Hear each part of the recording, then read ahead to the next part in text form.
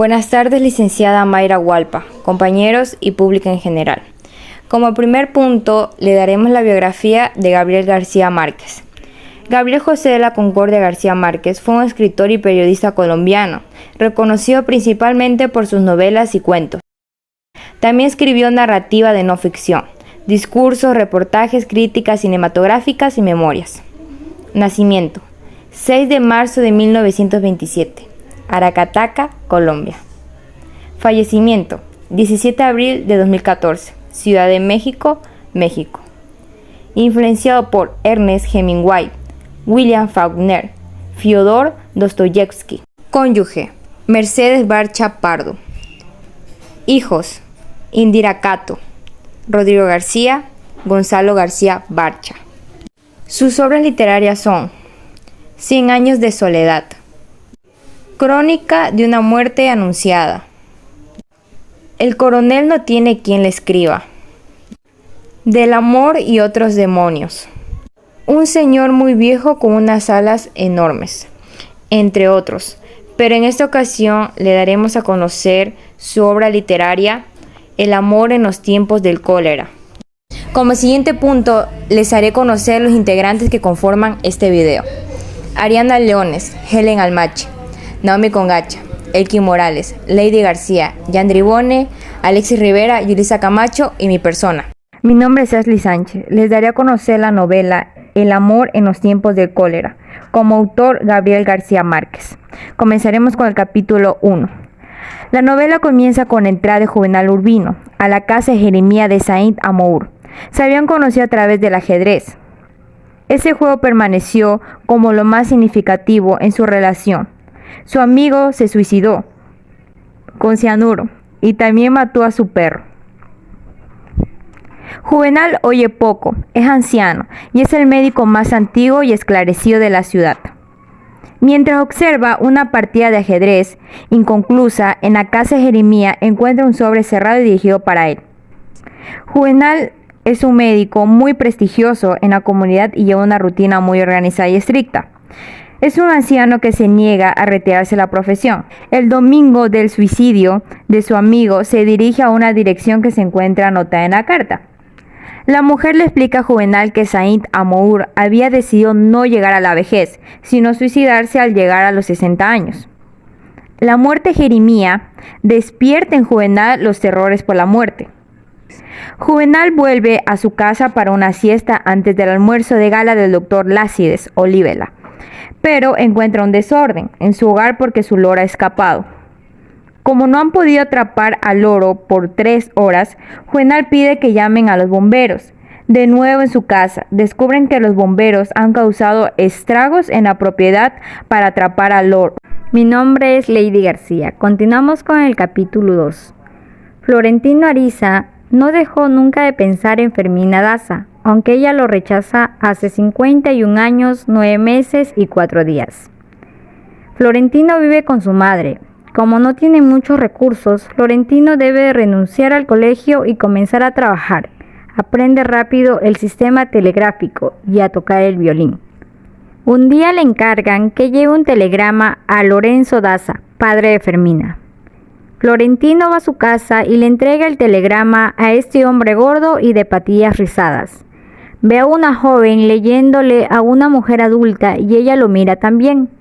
Fue el origen de un cataclismo de amor que medio siglo después aún no había terminado. Florentino empieza a seguir a Fermina, hechizado por ese primer cruce de miradas. Se sienta cerca de la casa, finge leer un libro y la observa a la doncella imposible. Decide enviarle una esquela escrita de 60 páginas y le confiesa a la madre su amor por ella. Le sugiere no entregarle esa extensa carta para no asustarla y le recomienda conseguir primero la aprobación de la tía. Se emociona pensando que un hombre se interesa por su sobrina y le dice a Fermina que debe estar enamorado de ella. Al comienzo, la joven solo siente curiosidad por la situación, pero luego desea que Florentino le envíe una carta. Acostumbrada a sus visitas silenciosas, se desespera preguntándose ¿Cómo hará para verlo durante los 3 meses de verano sin escuela? Ella se trastorna, casi se desmaya y él suda de nervios y deambula hasta el amanecer, emocionado por ese encuentro. La semana siguiente ve a Fermina sentarse en la silla de su tía. Entonces se aproxima su encuentro. Ella le pide la carta y le entrega media esquela, sobria y explicativa. Vive con nerviosismo la necesidad de contestar la carta y de mantenerlo como un secreto de su padre. Se vuelve evasiva con él y su tía. Se sorprende por la obsesión que despierta Florentino en ella. Florentino sufre esperando la respuesta de Fermina, con vómitos y desmayos. El padrino se alarma, también con el estado de Florentino. Tiene el pulso tenue y sudores pálidos, pero descubre que no está enfermo, no tiene fiebre ni dolor.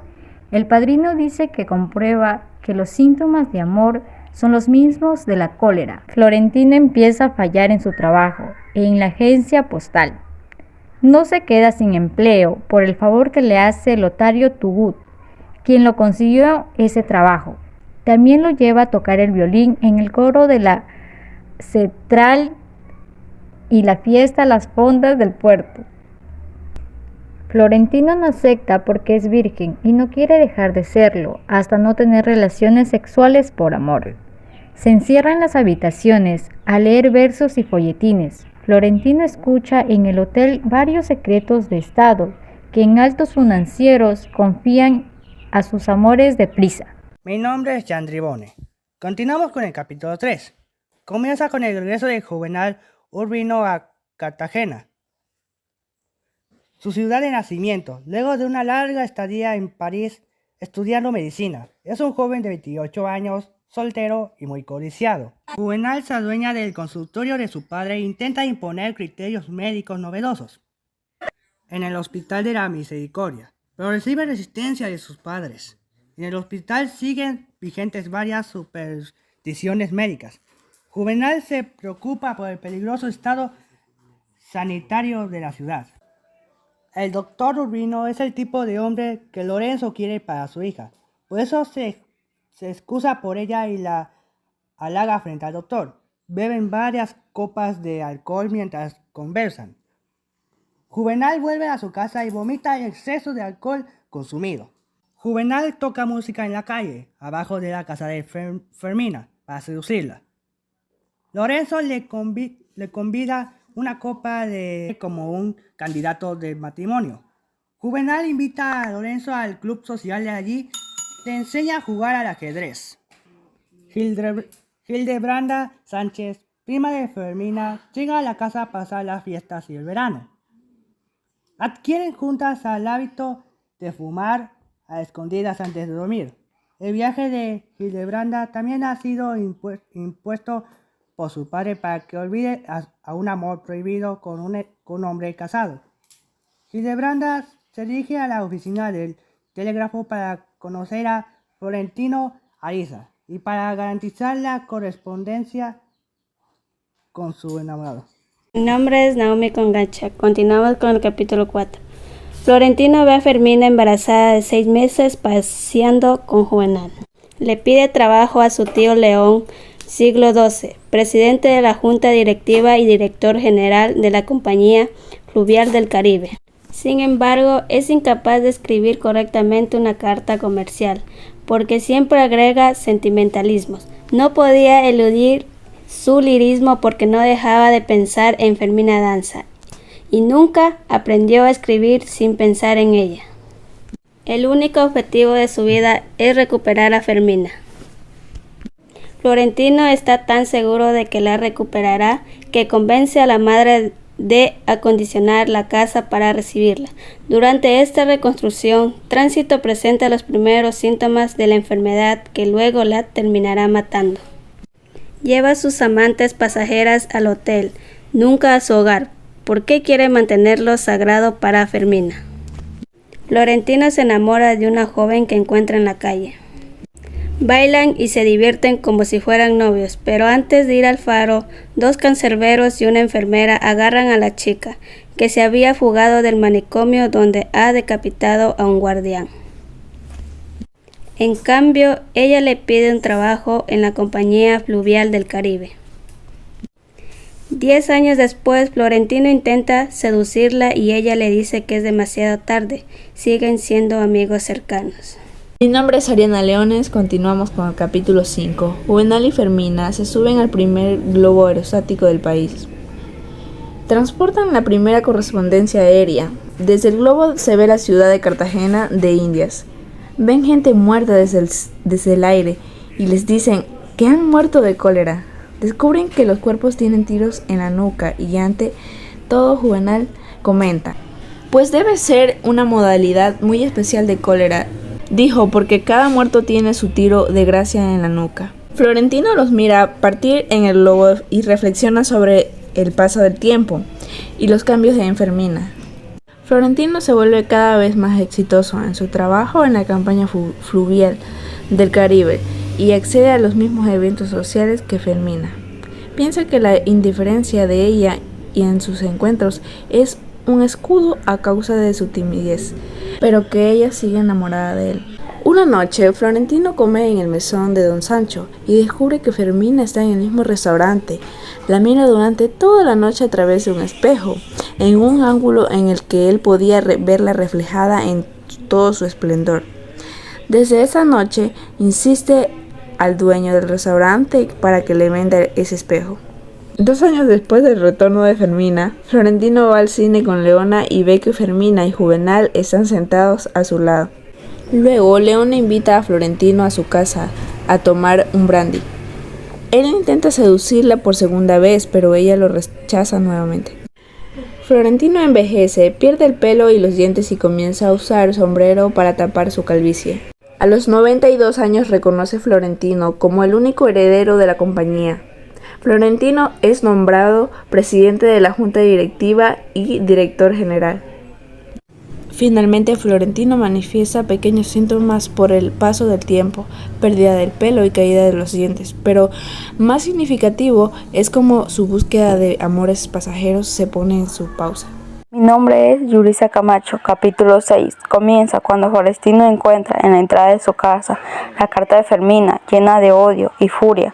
Fermina le escribe con el punto final de esa historia en un intento por volver a configurar su autonomía perdida durante el matrimonio con Juvenal.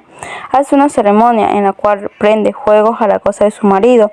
Transforma el estudio de Juvenal en un cuarto para coser. Se enoja porque piensa recurrentemente en Florentino, a quien describe como un fantasma. Dice que el deseo de olvidarlo era el más fuerte estímulo para recordarlo. En el primer aniversario de la muerte de Juvenal, Fermina y su familia organizan una misa. Florentino no está invitado, pero asiste de todo modo. Después de la misa, Fermina le dice individualmente a todos los presentes, incluido Florentino, lee todas sus cartas con mucho interés. El narrador aclara que no era muy consciente todavía, ni lo fue varios meses, de cuánto lo ayudaron a recobrar la paz del espíritu de las meditaciones escritas de Florentino. 2 días después de la misa recibe Florentino una carta distinta escrita a mano, un párrafo sencillo de gratitud por su saludo. Un día Florentino va a visitarle a la casa de improviso, espera ser rechazado, pero Fermina lo deja pasar. Florentino se pone nervioso, le duele mucho la panza y tiene que irse. Fermina quiere irse de su casa, así que acepta la oferta de Florentino de tomarse un buque. Se sube a la nueva fidelidad por primera vez. Al principio está deprimida, llora y fuma al lado de Florentino, que le memoria el pasado en su mirado privado. Se da la mano cuando Florentino quiere besarle la mejilla. Ella lo rechaza porque dice que huele a vieja. Mi nombre es Helen Almach. Continuamos con el capítulo 7. En mayo finaliza la guerra y gana la facción conservadora. El coronel Aureliano y su amigo Gerineldo Márquez son capturados y llevados a Macondo a cumplir una sentencia de muerte. Úrsula se entera gracias a que escucha la voz de su hijo como un presagio, mientras cocina en la casa. Cuando llegan a Macondo, Úrsula va a la prisión y le exige a los centinelas que la dejen ingresar para ver a su hijo. Una vez allí se sorprende por él. Luego de conversar un rato, se retira conteniendo las ganas de llorar. Aunque la sentencia parece inminente, Aureliano está acostumbrado a anticipar la fatalidad gracias a sus premoniciones y se pregunta el motivo por el cual no advirtió nada respecto a su muerte. El motivo de ello es que comienza a circular el rumor de que el fusilamiento de Aureliano traería graves consecuencias políticas y que aquellos que cumplieran la condena serían asesinados.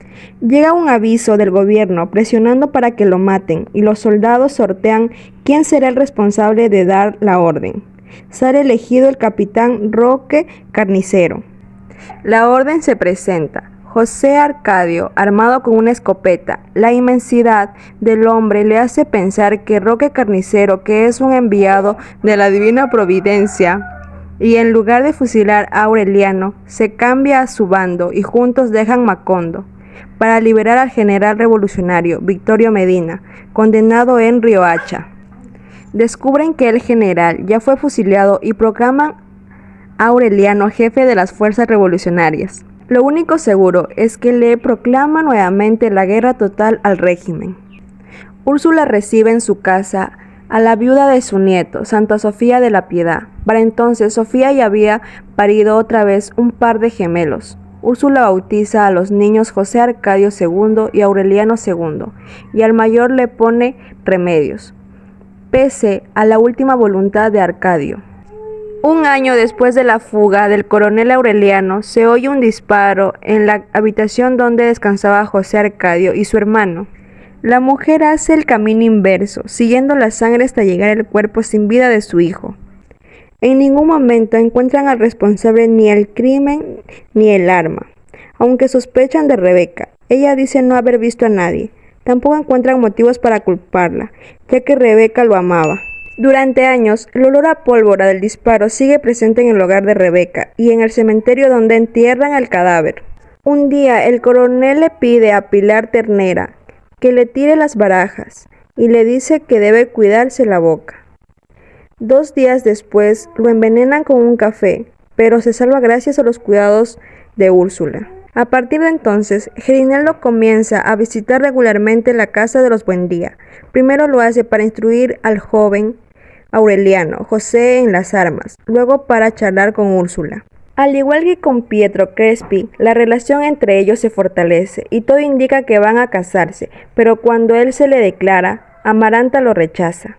8 meses después, llega una carta de Aureliano en la que notifica que cuiden a su padre porque está por morir. Úrsula, consciente de los presagios de su hijo, intenta meterlo en la casa, pero el hombre se resiste.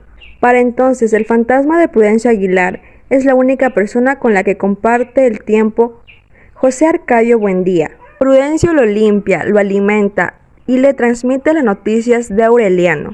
Cuando por fin consiguen ingresar a José Arcadio a la casa, ya es demasiado tarde y el hogar se llena de aroma a naturaleza que despide al anciano enfermo. Finalmente José Arcadio muere, mientras el carpintero le toma las medidas para el cajón fúnebre. Una copiosa lluvia de flores amarillas cae desde el cielo y cubre a todo Macondo. Mi nombre es Alexis Rivera y continuamos con el capítulo número 8.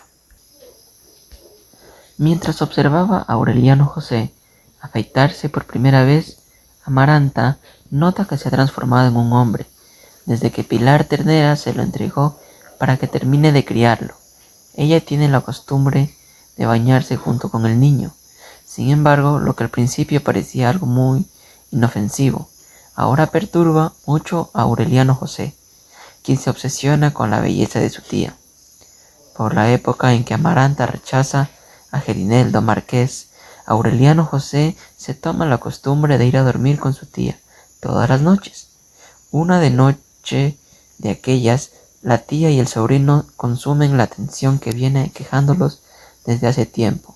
A partir de entonces, empiezan a encontrarse escondidas en distintos lugares de la casa.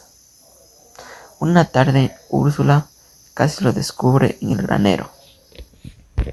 Las noticias sobre el paradero del coronel Aureliano Buendía comienzan a ser confusas luego de su huida.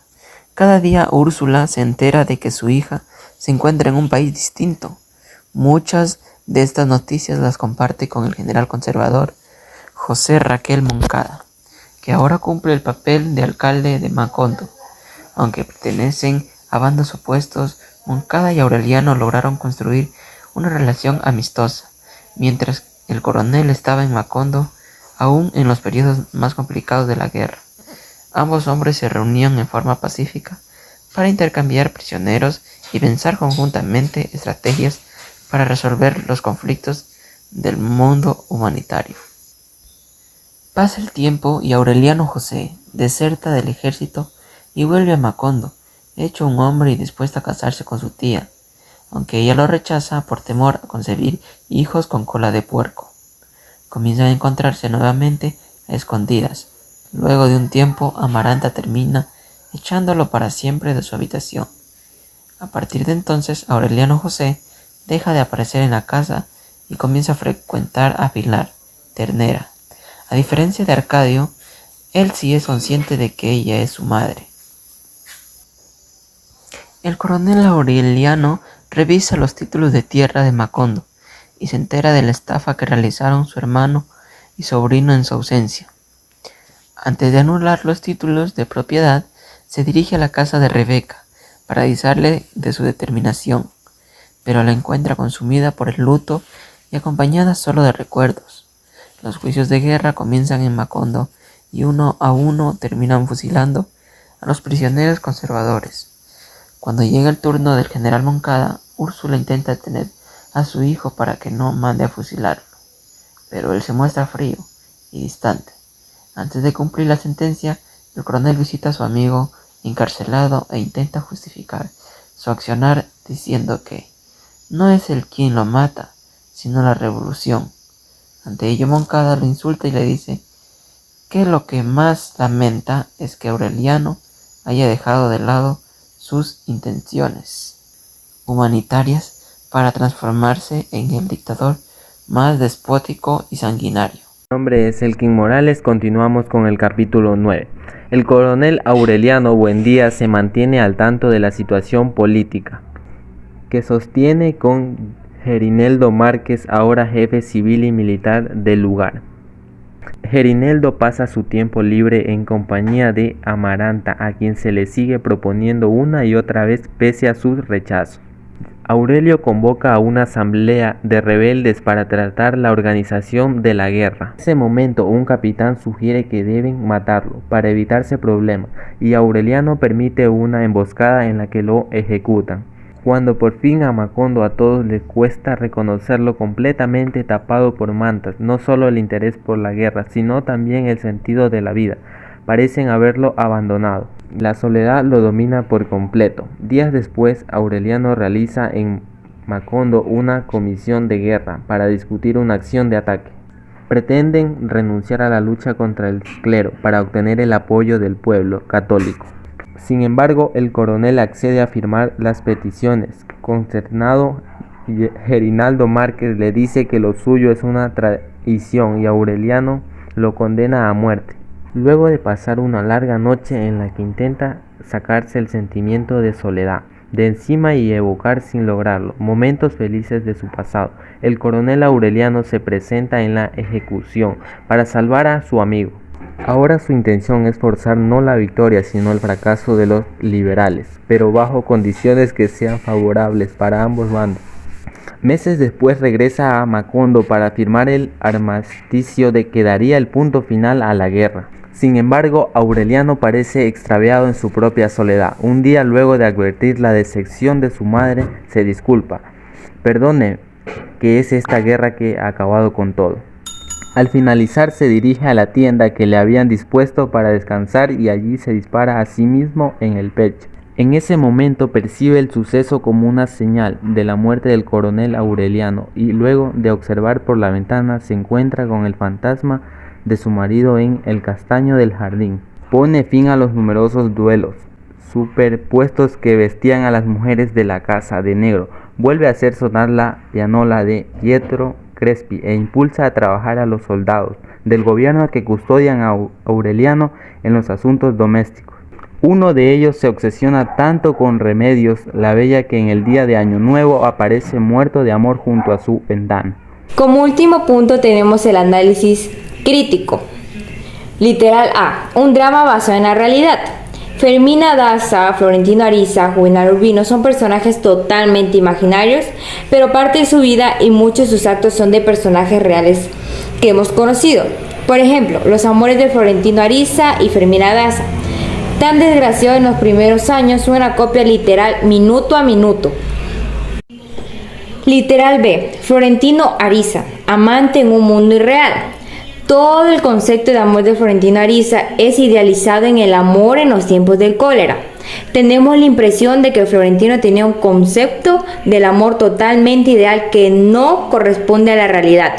Literal C. El susto del amor. Nos dio la impresión que la del amor es una sensación que va emparejada con la del susto, que hay ciertos momentos de pánico, no solo en la relación del noviazgo, sino también en la sexual. Literal D.